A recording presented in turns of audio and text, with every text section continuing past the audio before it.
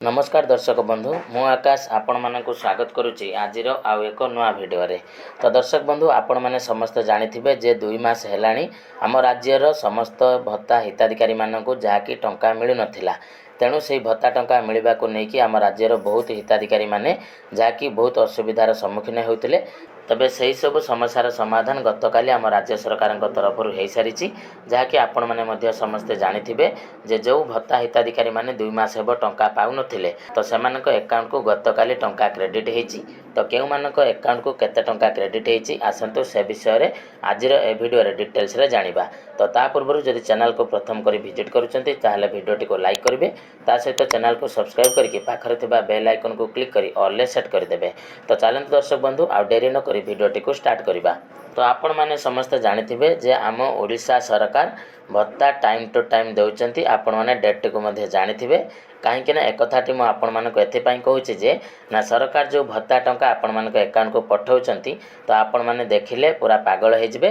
कहीं ना आपण मानकर जो भत्ता टंकाटी पेंडिंग थिला से टंकाटी आपण मानक अकाउंट को गतकाली आसी जाईची एवं केते टंका आपण मानक अकाउंट को आसी से सब डिटेल्स रे मु मध्ये वीडियो रे देखेबी। कारण आमर जो पूर्व सरकार थिले तो से सरकार पर्टिकुलर 15 तारिख रे माने प्रति मास 15 तारिख दिन भत्ता टंका समस्त हिताधिकारी अकाउंट को प्रदान करुथिले। कहीं ए जो भिडियोटा आम राजनैतिक उद्देश्य बनाऊना जोटा पर्टिकुलर कथा सेटा को ही कहूँ कहीं आपण मैंने जानिथिबे नवीन सरकार जो समय शासन करुथिले तो से समय समस्त हिताधिकारी अकाउंट को प्रति मास 15 तारिख दिन टंका क्रेडिट होउथिला एवं तापर मध्ये जूता छता कंबल किनिबा पई मध्ये अलगा पैसा मिलुथिला। किंतु नुआ सरकार आसिला परे बा बीजेपी सरकार आसिला परे बेनिफिट कार्यालय देखंतु ना वृद्धा वृद्धि मानक 3500 टंका करदेले। केउ मानक ना जे मानकर 80 वर्ष बयस हो गला से मानक 3500 टंका मिलिबो किंबा जे माने 80% अधिक विकलांग अछंती तो से मानकर करदेले 3500 टंका से मानक मिलिबो आ बाकी लोक मानकर किछि नाही। आज्ञा आपण माने मध्ये जानि रखंतु जार परिवार रे विधवा माटी अछि तो से विधवा माटी मध्ये जानिथिबो जे केते कष्ट रे से तार परिवार चलाउची।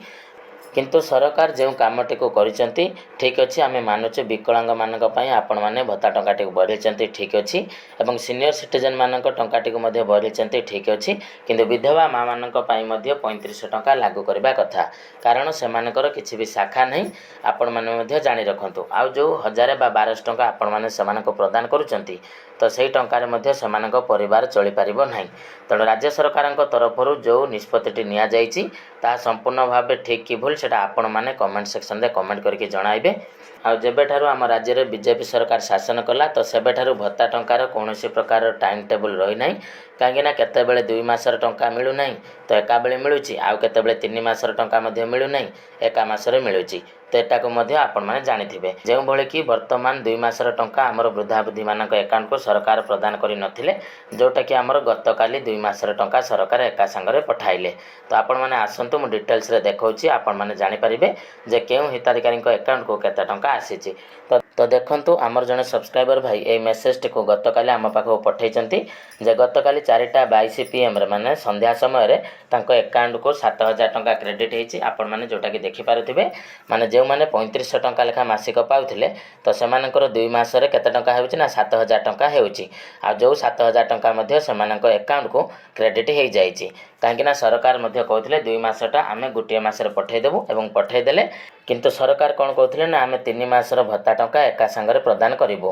किंतु आज केते तारिख हैला ना आज 17 तारिख हे गला किंतु टंका सरकार 15 तारिख दिन आपण मानक अकाउंट को पठैचंती किंतु ऑलरेडी 3 मास हे गला सरकार 2 मास रो टंका प्रदान करिचंती एवं ता सहित आ गुटे हिताधिकारी मध्ये हम पाको स्क्रीनशॉट पठैचंती देखंतु जे तांकर अकाउंट को टंका आसीची 12:25 रे तांको अकाउंट को टंका आसीची केते टंका ना 2000 टंका आ एयरटेल पेमेंट बैंक अकाउंट को तांकर 2000 टंका क्रेडिट हेची एटा भी तांकर 2 मास रो टंका आसीची काहेकि ना से मासिक 1000 टंका भत्ता पाती तेणु करी तांकर 2 मास रे 2000 टंका तांको अकाउंट को क्रेडिट हेची एवं जेउ मानक अकाउंट को टंका आसी नै तो आपण माने अपेक्षा करके रुहंतु जे आपण मानक अकाउंट को टंका आसी पारे काहेकि ना एटा सरकारनकर कथा आमे कोनोसी भी ग्यारंटी देई परिबु नाही जे सरकारनकर जेतेबेले जहा भी इच्छा होउची से टंका प्रदान करूचंती। तो आपण माने देखंतु जे किछि हिताधिकारी अकाउंट को टंका आसी सारिची एवं जेउ मानक अकाउंट को टंका वर्तमान पर्यंत आसी नै तो सेमाने अपेक्षा करके रही थांतु जे सरकार जेतेबेले आपण मानक अकाउंट को टंका प्रदान करिवे तो सेतेबेले आपण माने जानि परिबे जे आपनक अकाउंट को भत्ता टंका आसिला बोली। କାହିଁକିନା ଏଇ ଟଙ୍କାଟି ଆପଣମାନଙ୍କ ଆକାଉଣ୍ଟକୁ କେତେବେଳେ ଆସିବ ଆଉ କେତେ ଟଙ୍କା ଆସିବ ଏହା ସରକାରଙ୍କ ଉପରେ ନିର୍ଭର କରେ। ତେଣୁକରି ଆପଣମାନେ ମଧ୍ୟ ସମସ୍ତେ ଏ କଥାଟିକୁ ଜାଣିଥିବେ। ଆପଣମାନେ ଅପେକ୍ଷା କରିକି ରୁହନ୍ତୁ। ଯେତେବେଳେ ସରକାର ଆପଣମାନଙ୍କ ଆକାଉଣ୍ଟକୁ ଟଙ୍କା ପଠାଇବେ ତ ସେତେବେଳେ ଆପଣମାନେ ସିଓର ହେଇଯିବେ ଯେ ଆପଣମାନଙ୍କ ଆକାଉଣ୍ଟକୁ ଭତ୍ତା ଟଙ୍କା ଆସିଲା ବୋଲି। ଆଉ ତା ସହିତ ଆପଣମାନେ ମଧ୍ୟ ସମସ୍ତେ ଜାଣି ରଖନ୍ତୁ ଯେ ଏଇ ଯେଉଁ ଭତ୍ତା ଟଙ୍କାଟି ସମସ୍ତ ହିତାଧିକାରୀଙ୍କ ଆକାଉଣ୍ଟକୁ ଆସିନାହିଁ। କିଛି ଲୋକଙ୍କ ଆକାଉଣ୍ଟକୁ ଆସିଛି। ଆଉ ଯେଉଁ ଲୋକଙ୍କ ଆକାଉଣ୍ଟକୁ ଆସିନାହିଁ ତ ଆପଣମାନେ 2-4 ଦିନ ଅପେକ୍ଷା କରନ୍ତୁ। ତ ଆପଣମାନଙ୍କ ଆକାଉଣ୍ଟକୁ ମଧ୍ୟ ଟଙ୍କାଟି ଆସିପାରେ। ତ ଦର୍ଶକ ବନ୍ଧୁ, ଏହା ଥିଲା ଆଜିର ଅପଡ଼େଟ୍। ମୁଁ ଆଶା କରୁଛି ଯେ ଆପଣମାନଙ୍କୁ ଭିଡ଼ିଓଟି ନିହାତି ଭାବରେ ଭଲ ଲାଗିଥିବ। ଯଦି ଭିଡ଼ିଓଟି ଆପଣମାନଙ୍କୁ ଭଲ ଲାଗିଥାଏ ତାହେଲେ ଭିଡ଼ିଓଟିକୁ ଲାଇକ୍ କରିବେ, ଚ୍ୟାନେଲକୁ ସବସ୍କ୍ରାଇବ୍ କରିବେ। ଆଉ ତା ସହିତ ଆପଣମାନେ କେଉଁ ଜିଲ୍ଲାରୁ ଏ ଭିଡ଼ିଓଟିକୁ ଦେଖୁଛନ୍ତି ତ ନିହାତି ଭାବରେ କମେଣ୍ଟରେ ଜଣାଇବେ।